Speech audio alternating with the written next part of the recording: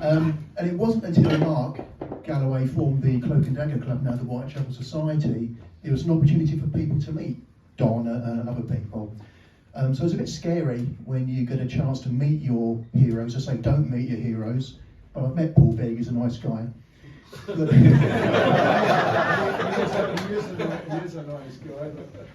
I was in Whitechapel with Paul and Keith Skinner one day in probably the mid-90s.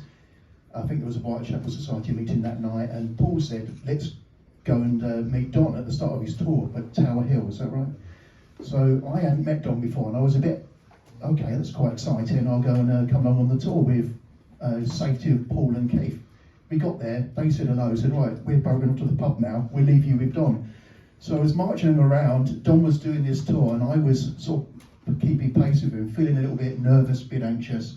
Don was very kindly saying, well, you probably know as much as I do, don't pull me up on any mistakes.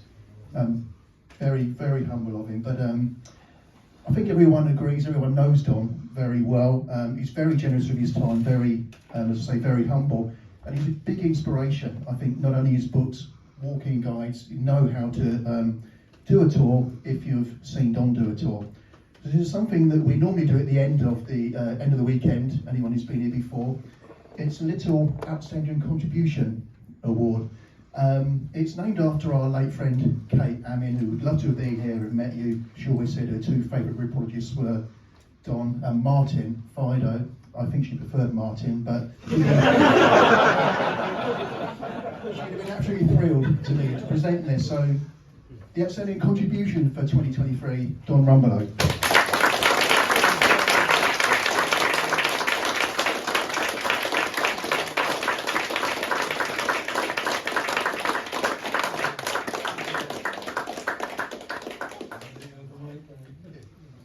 Thank you very much.